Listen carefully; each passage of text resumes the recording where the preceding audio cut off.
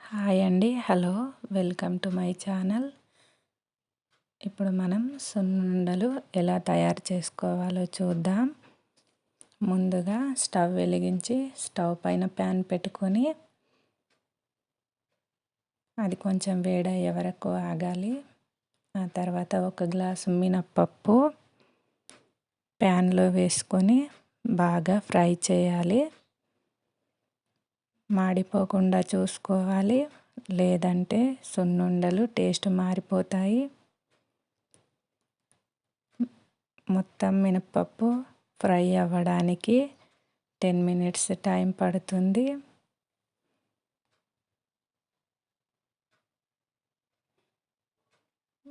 ఒక గ్లాస్ మినపప్పుకి ఒక చిన్న కప్పు బియ్యం వేసుకోవాలి. సున్నుండలు తినేటప్పుడు చాలా టేస్టీగా వస్తాయి బియ్యం కలపడం వలన. కొంచెం బియ్యం అయితే సరిపోతుందండి. ఒక గ్లాసు మినపప్పు వేసాను కదా, దానికి సరిపడా ఒక చిన్న కప్పు బియ్యం వేసుకోవాలి. మినపప్పు అయితే వేగిపోయిందండి. మనం ప్లేట్లోకి తీసుకుందాం. మినపప్పుని కాస్త చల్లారనివ్వాలి. పక్కన పెట్టేసుకుందాం ప్లేట్ని. ఇప్పుడు సున్నుండలు చుట్టడానికి నెయ్యి వేడి చేసుకుందాం. నెయ్యి మొత్తం కరిగేంత వరకు వేడి చేసుకొని నెయ్యి పక్కన పెట్టుకోవాలి.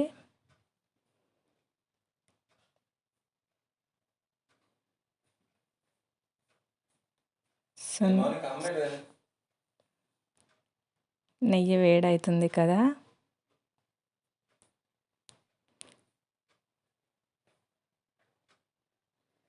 నెయ్యి కరిగిపోయింది. ఇప్పుడు స్టవ్ ఆఫ్ చేసుకొని నెయ్యి పక్కన పెట్టేసుకుందాం. ఇప్పుడు ఇందాక వేయించుకున్న మినపప్పు మిక్సీ జార్లోకి తీసుకొని సన్నగా పిండిలాగా గ్రైండ్ చేసుకోవాలి.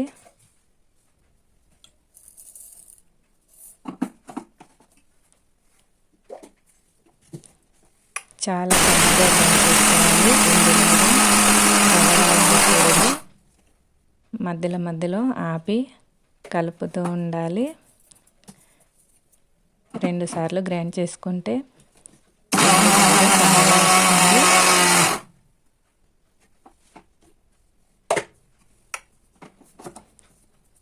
ఇప్పుడు మినపప్పు బాగా సన్నగా గ్రైండ్ అయిపోయింది.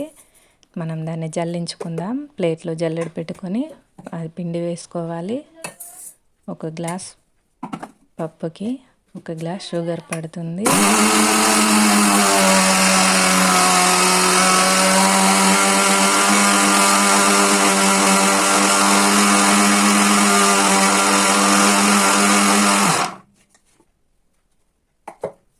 ఇప్పుడు షుగర్ కూడా సన్నగా మిక్సీ పట్టేసాం కదా, పిండి జల్లించుకున్నాక జల్లెట్లో మిగిలిన పిండిని బయట పారేసి ప్లేట్లో ఉన్న పిండిలో ఇప్పుడు షుగర్ పౌడర్ కలుపుకోవాలి.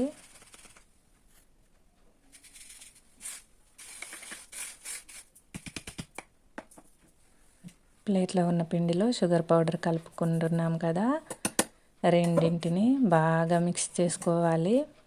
లేదంటే సున్నుండ చుట్టేటప్పుడు షుగర్ పౌడర్ సరిగ్గా కలవకపోతే పిండిలా వస్తుంది టేస్ట్. ఇప్పుడు కొంచెం నెయ్యి యాడ్ చేసుకుంటూ లడ్డూలా చుట్టేసుకోవడమే. నెయ్యి మొత్తం ఒకేసారి యాడ్ చేయకూడదండి. కొంచెంగా మనకు కావలసినంత నెయ్యి వేసుకుంటూ సున్నుండలా చుట్టుకోవడమే. చూసారా సున్నుండ ఎంత బాగా వచ్చిందో.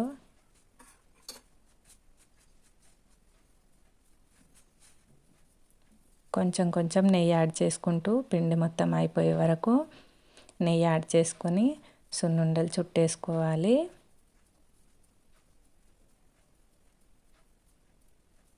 చాలా ఈజీ ప్రాసెస్ అండి సున్నుండ చేసుకోవడం. చాలా టేస్టీగా ఉంటుంది. నోట్లో వేసుకుంటే అలా కరిగిపోతాయండి. పిల్లలకు కూడా చాలా హెల్దీ. ముఖ్యంగా చిన్నపిల్లలకి, ఆడపిల్లలు ఉన్న వాళ్ళకి ఎంతో బలంగా ఉండే ఈ స్వీటు చేసి పెట్టండి, ప్రతి ఒక్కరూ ఇష్టపడతారండి.